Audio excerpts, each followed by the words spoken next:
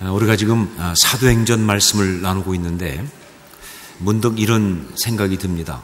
이 사도행전이라는 제목은 누가 붙였을까 하는 거예요. 물론 성경 자체에는 안 붙어 있습니다. 성경은 제목이 없으니까. 그렇다면 누가 사도행전이라고 제목을 붙였을까? 사도행전이라는 제목이 나오게 된 배경을 보면 이렇습니다. 고대 사본에 제목이 붙어 있었는데 헬라어로 프락세이스, 행동들이란 뜻이죠. 프락세이스 혹은 프락세이스 아포스톨론이라고 하는 그 사도들의 행동들이라고 하는 그런 식의 제목이 붙어 있었습니다. 자, 그것 때문에 이제 교부들이 라틴어로 이 책을 뭐라고 불렀느냐? 악투스 아포스톨로룸 이렇게 불렀습니다. 악투스 아포스톨로룸이란 말은 바로 사도들의 행동들이라는 것이죠. 바로 여기에서 영어 제목이 나왔는데 그게 바로 액츠라고 하는 행동이라고 하는 행동들이라는 그 영어 제목이죠. 제가 왜 갑자기 이렇게 사도행전 제목을 들고 나와서 머리를 아프게 하느냐? 이유가 있습니다. 왜냐하면 바로 사도행전을 보면서 우리가 지금 이 시간 반드시 주목해야 될 너무나 중요한 하나의 요점, 바로 그걸 강조하기 위해서 그러는 것입니다. 사도행전은 어떤 책이냐? 액츠, 움직이는 책이에요. 어떤 역사함의 책입니다. 겉으로 본다면 바로 사도들의 그 움직임, 사도들의 그 역사, 행동들 이렇게 볼 수가 있어요. 하지만 사도라는 게 뭡니까? 그거는 바로 보내심을 받은 자 아니에요. 그렇기 때문에 실제로 말하면 그 사도를 보내신 바로 성령님께서 역사하십니다. 바로 그 내용이 사도행전이라는 것이죠. 자, 그러면 성령님은 왜, 무엇을 위해서, 어떻게 역사하시는가? 그것은 바로 사도행전 1장 8절. 제가 수없이 강조했죠. 그게 사도행전 전체 내용이라고. 우리 주님께서 예언하신 그 말씀. 바로 그 말씀 그대로 복음이 예루살렘에서 시작되어서 온 유대와 사마리아 땅끝까지 뻗어나가면서 그러면서 영혼들을 구원하고 그러면서 하나님 나라를 세워가는 바로 그 목적으로, 그 방향으로 그렇게 나가고 있는 것이다. 그러니까 사도행전 일정의 흐름입니다. 어떤 흐름이 있는 말씀이에요. 그래서 저는 사도행전을 보면서 그걸 떠올립니다. 에스겔 47장. 에스겔이 본 환상이죠. 그렇죠? 성전 문지방 밑에서 물이 흘러나와서 그것이 온 땅을 향해 흘러나가면서 말이죠. 그러면서 회복되어야 모든 걸 다 회복시키고 그러면서 생명 충만한 하나님 나라를 이루어가는 바로 그 환상이 바로 사도행전에 그대로 펼쳐지고 있는 것이다. 사도행전은 일종의 영적인 흐름이에요. 생명의 강이 흐르고 있는 어떤 영적인 역사, 이것이 바로 사도행전의 내용이라고 말할 수가 있어요. 자, 그런데 바로 이것이 흐름이기 때문에 성령의 역사하심과 복음의 전파, 그 영적인 흐름이 일어나고 있는 것이기 때문에 사도행전에는 또 뭐가 나오느냐? 그 흐름을 가로막는, 그 흐름을 방해하는 그런 장애들이, 그런 한계들이 나오고 있어요. 그럴 수밖에요. 모든 영적인 흐름들은요, 반드시 그 흐름을 가로막는 장애를 만나게 되어 있습니다. 그게 있는 게 잘못된 것이 아니에요. 반드시 그 흐름을 막는 장애들이 있고, 진짜 흐름은 바로 뭐냐? 그 장애를 뚫고, 그 장애를 이기고 나아갈 때 진짜 흐름이에요. 성령의 역사는 바로 거기서 나타나거든요. 정말 진짜 성령의 역사는 그런 장애를 이기는 데서 나타나는, 그게 바로 성령의 역사의 하이라이트와 같은 것이죠. 자, 사도행전에도 그래서 그런 장애가 참 많이 나오는데, 그런데 그 가운데 정말 이 성령의 흐름, 이 복음의 역사를 가로막는 최대의 장애가 하나 있는데 그것이 바로 유대주의라고 하는 장애였습니다. 유대주의. 사실 유대주의 그러면요, 지금 우리한테 별로 와닿지 않습니다. 하지만 성경을 읽어보면 초대교회가 직면한, 복음이 처음 직면한 최대의 장애와 저항이 바로 유대주의였어요. 율법을 강조하고 유대 민족을 강조하고 있는 바로 유대주의. 이건 상상을 초월할 정도로 강하고 아주 완고한, 거의 부술 수 없는 그런 고정관념이었어요. 고정관념이 무서운 것이죠. 이것이 사도행전에 나오는 이야기입니다. 그리고 이것이 바울 서신 곳곳에 나오고 있어요. 특히 갈라디아서는 이게 집중적으로 나오고 있죠. 그렇죠? 자, 그런데 이 유대주의, 이것 가운데 특별히 이 내부의 유대주의가 더 문제예요. 이게 내부의 유대주의와 외부의 유대주의로 나눌 수 있는데, 내부의 유대주의, 무슨 얘기냐? 이미 예수를 믿는 그리스도인 공동체 안에 있는 유대주의예요. 즉 그들이 생각할 때 이렇게 생각하는 겁니다. 예수 그리스도는 유대인의 메시아로 오신 분 아니냐. 맞죠? 그렇죠? 그렇기 때문에 예수를 믿는다는 건 뭐냐? 바로 유대인으로서 그 율법을 지켜가면서 유대인의 신앙 가운데 메시아이신 예수님을 받아들이는 바로 그거 말하는 거 아니냐. 그러니까 유대인이 되는 것, 유대인으로 살아가는 것은 당연한 것이라고 하는 어떤 이런 생각들은요, 정말 밖에서 오히려 이 모든 나사렛 예수가 메시아 되심을 거부하고 핍박하는 사람들, 유대주의, 뭐 대표적으로 보면 스데반을 죽인 자들이죠. 그렇죠? 그 유대주의보다 훨씬 심각한 거예요. 훨씬 큰 장애예요.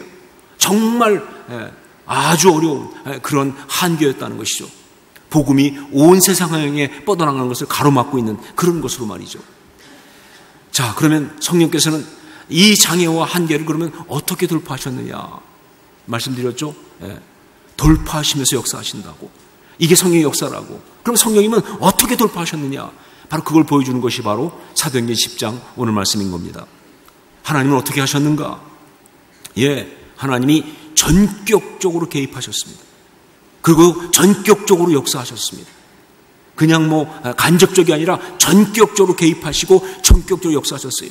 구체적으로 말하면 고넬료에게 환상 가운데 말씀하시고, 그리고 베드로에게 기도 가운데 특별한 환상으로 임하시면서 역사하셨어요.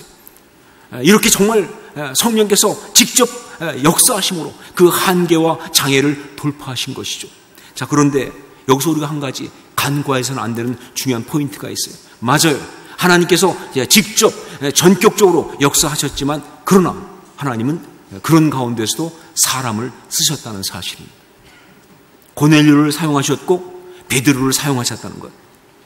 여러분, 하나님은 전능자이시기 때문에 사실 어떤 사람을 가지고도 충분히 하고 싶은 일을 다 하실 수가 있어요.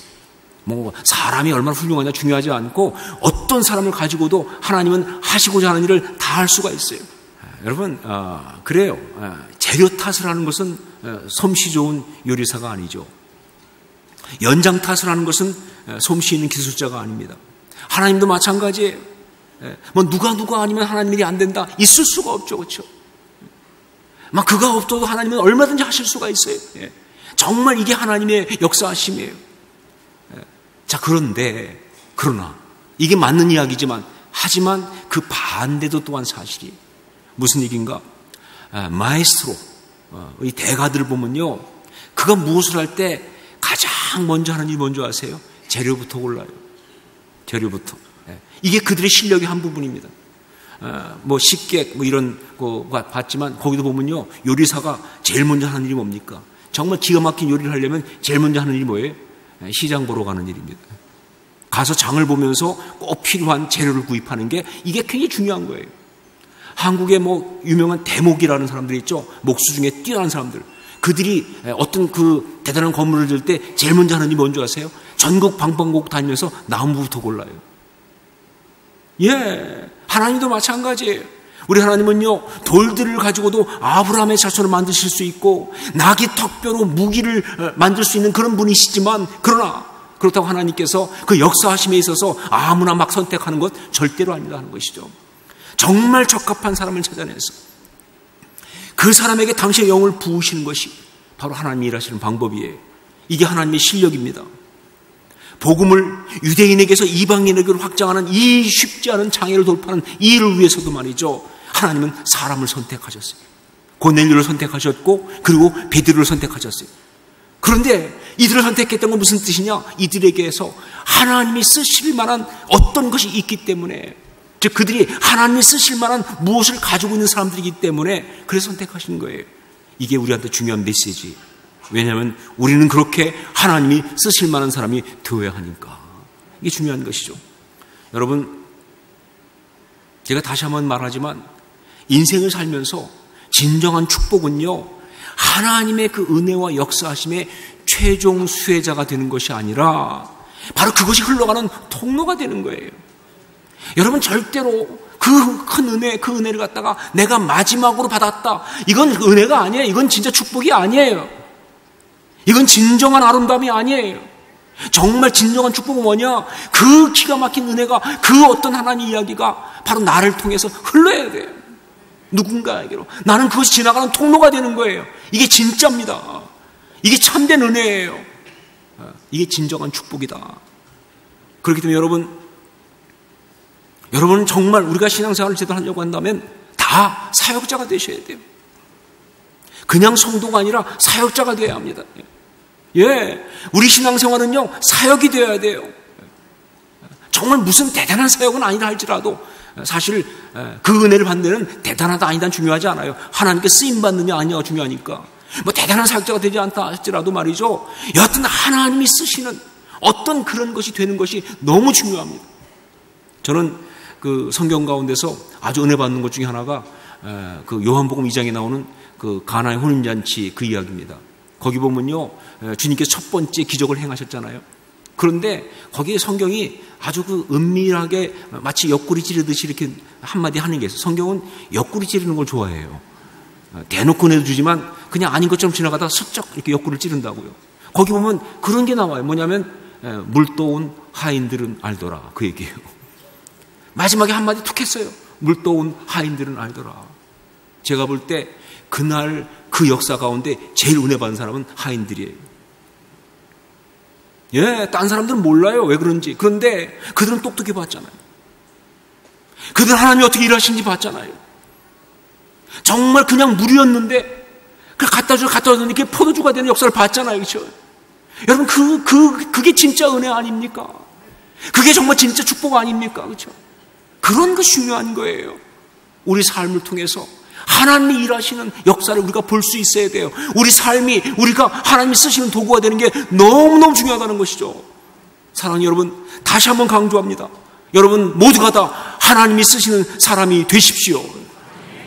하나님이 쓰시는 그 하나님의 사람이 될 수 있기를 주의 이름으로 축원합니다. 이건 정말 중요한 거예요. 양보할 수 있는 게 아니에요. 자, 그러면 어떻게 하면 우리가 주님이 쓰시는 그런 사람이 될 수 있을까요? 정말 사도 바울이 주의 그릇이었던 것처럼 여기 사람들이 주의 쓰시는 것 사람처럼 그렇게 쓰임받아야 되는데 어떻게 하면 우리가 주님이 쓰시는 사람이 될 수 있을까? 물론 선택은 하나님이 하시는 것이지만, 그래요, 하나님이 일방적으로 선택하십니다. 하지만 우리의 준비가 필요해요. 저는요, 신앙생활 하면서 확실히 갖고 있는 확신이 있어요. 뭐냐? 우리가 준비되면 하나님 반드시 쓰십니다. 절대로 나는 열심히 준비했는데 하나님이 안 쓰셔가지고 공쳤다, 없어요. 그런 일은요. 내가 정말 준비되면 하나님 반드시 쓰세요. 그러니까 정말 우리가 이 준비하는 게 중요한 거예요. 고넬료처럼 말이죠. 베드로처럼 말이죠. 고넬료와 베드로를 보면서 하나님이 쓰시는 사람들의 특징을 우리는 발견할 수 있어요. 그 중에서 먼저 고넬료를 통해서 4가지를 살펴보려고 합니다. 첫째로, 어떤 사람을 하나님이 쓰시는가? 하나님을 경외하는 사람, 하나님을 두려워하는 사람을 하나님이 쓰십니다. 하나님을 경외하는 사람, 하나님을 두려워하는 사람. 이 하나님을 두려워한다는 것, 이것은요, 하나님이 쓰시는 사람 되기 위한 아주 필수적인 조건이에요. 출애굽기 18장 21절 보면요, 이드로가 모세에게 함께할 일꾼들을 세우는 이야기를 조언을 해주면서 그 조건으로 이렇게 말합니다. 능력 있는 사람들, 곧 하나님을 두려워하며 진실하며 불의한 이익을 미워하는 자라고 하게. 중요한 포인트가 뭐냐? 하나님을 두려워하며. 예, 하나님을 두려워하는 것이 하나님의 일꾼이 되는, 하나님께 쓰임받는 너무너무 중요한 거예요.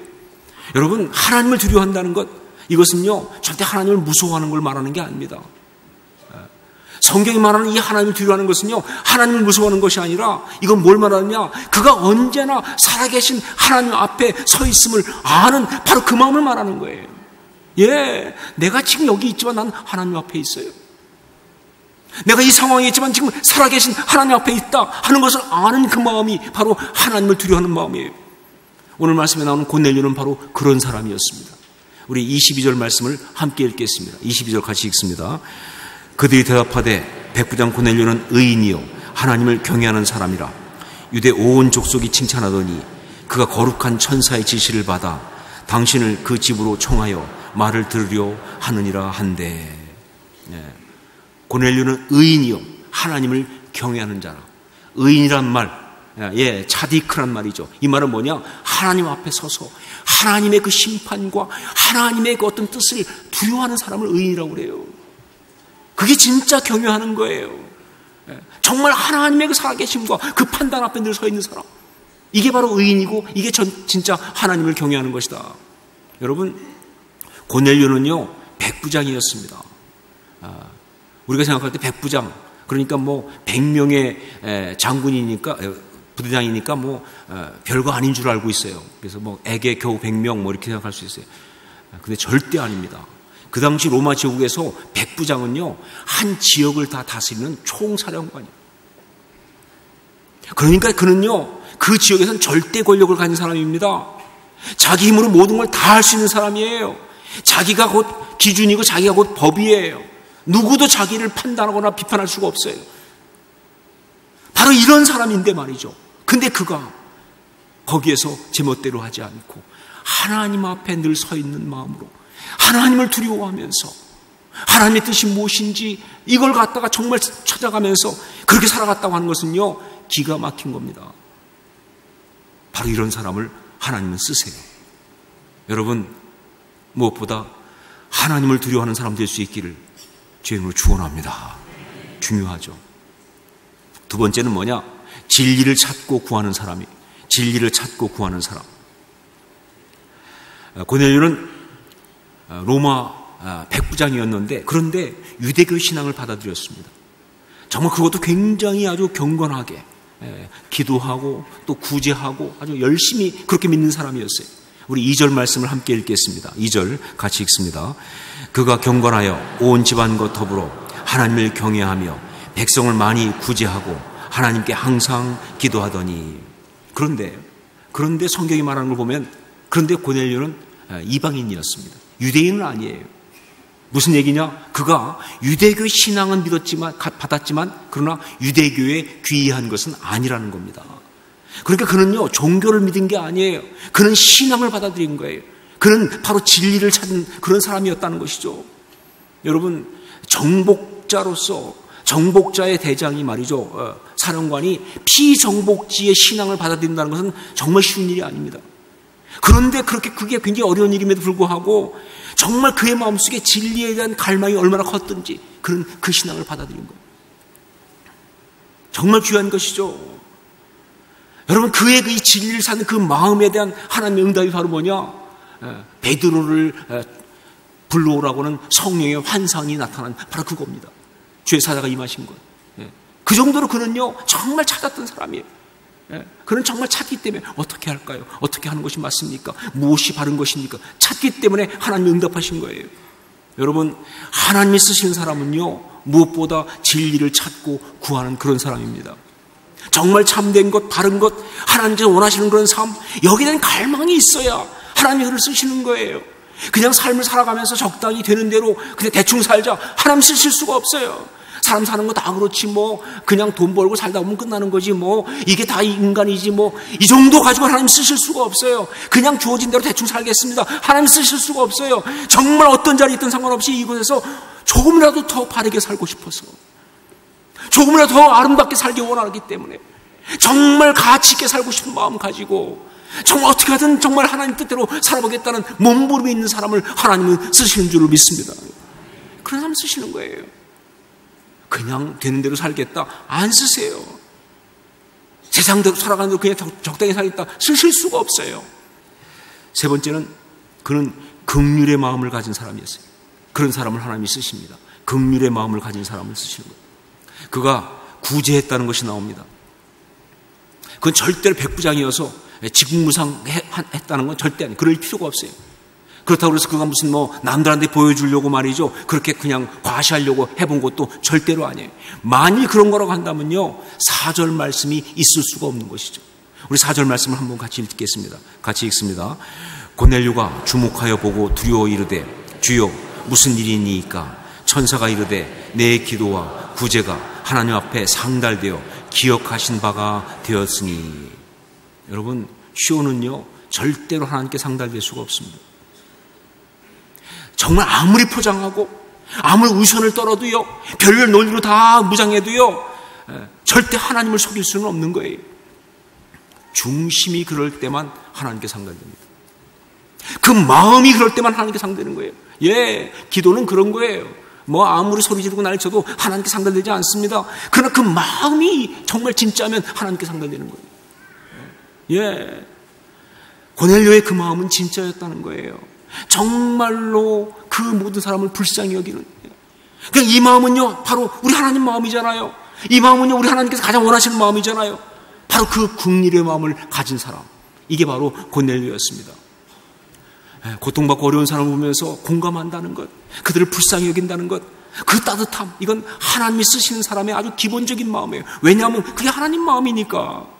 하나님의 모든 역사는 바로 그 마음 때문에 일어나지 않습니까? 예, 예수님께서 병자를 왜 고치셨어요? 불쌍히 여기서 고치신 거잖아요. 예수님께서 오병이어 기적을 왜 일으키셨습니까? 예, 그들이 굶주린 걸 보고 불쌍히 여기셔서 말이죠. 바로 그 하나님의 긍휼의 마음이 이 역사를 일으켰기 때문에 그렇게 그 마음을 가진 사람을 하나님이 쓰시는 거예요. 절대로 무정한 사람, 매정한 사람, 이기적이고 자기중심적인 사람은요, 하나님이 쓰실 수가 없어요. 하나님의 성품이 아니니까 하나님의 도구가 될 수가 없다는 것이죠. 네 번째로 겸손한 사람입니다. 하나님이 쓰시는 사람은 어떤 사람인가? 겸손한 사람이다. 여기 직접적으로 나오지는 않지만 그러나 그 앞에 나온 세 가지 마음들은요, 바로 겸손한 마음을 바닥에 깔고 있어요. 그래요. 백부장이지만 하나님을 두려워한다. 겸손하니까 가능한 거예요. 또 그 정복자의 장군이 피정복지의 신앙을 받아들인다는 어떤 그것, 그리고 특히 기도한다는 것, 예, 겸손하니까 가능한 겁니다. 고통받고 어려운다는 걸 보면서 불쌍히 여기고 그들을 정말 도와주려고 한다는 것, 겸손하니까 가능한 거예요. 이 겸손이 그 모든 것의 기본적인 마음이에요. 특히 그의 겸손을 정말 잘 보여주는 것이 22절에 나오는 표현입니다. 유대 온 족속이 칭찬하더니라는 표현이에요. 유대 온 족속이 칭찬하더니. 여러분, 교만한 자는 절대 사람들에게 칭찬을 받을 수가 없습니다. 제가 보니까 아무리 난리쳐도요, 교만한 자는요, 사람들이 칭찬하지 않아요. 어떻게 해도 말이죠, 사람들이 다 교만한 자는 싫어해. 교만한 자는 욕해. 교만한 자가 있으면 다 사람들이 쓰는 단어가 밥맛이야, 이러고요. 밥맛을 찾게 돼 있어요. 재미없어요. 절대 칭찬하지 않습니다. 만약에 교만한데도 불구하고 그 사람이 이 사회 속에서 칭찬을 받는다, 그러면 그 사회가 병든 거예요. 그 사회가 잘못 가고 있는 거예요. 교회는 바로 하나님이 쓰시는 사람들의 현장이 교회입니다. 저는 그렇게 믿어요. 진짜 교회는 어떤 교회냐? 하나님이 쓰시고 버리는 교회가 진짜 교회예요. 예, 호산나 교회, 전 정말 그런 교회가 되길 원합니다. 그냥 교회 자체가 굉장한 엄청난 건물로 드러나는 것 말고요. 예, 정말 그것이 교회의 궁극적 목적이 아니죠. 그리고 저는 분명히 선포하지만 호산나 교회, 예, 언젠가는 사라집니다. 이 땅에서 없어지는 거예요. 절대 영원하지 않아요. 교회를 영원한 것처럼 말하면서 사람들을 갖다가 미혹하는 사람들은, 그런 목사들은 다 사기꾼이에요. 미국 가보세요. 100년도 못 버틴 교회가 얼마나 많은데, 예, 정말 진짜 교회는 뭐냐? 그렇게 영원히 버티는 교회가 아니라 정말 그 시대 가운데 하나님께서 마음껏 사용하시고 그리고 끝나는 교회가 진짜 교회예요. 저는 우리 호산나 교회가 이 시대 가운데서 하나님이 쓰시는 동안에 정말 하나님께 마음껏 쓰임받는 그런 교회가 될 수 있기를 주의 이름으로 축원합니다. 그럼 진짜 교회죠. 언젠가는 없어도 괜찮아요. 하나님이 우리를 쓰시기만 한다면. 하나님이 쓰시는 사람들, 하나님이 쓰시는 교회, 바로 호산나의 모든 성도들과 이 교회가 될 수 있기를 다시 한번 주의 이름으로 축원합니다. 기도하겠습니다.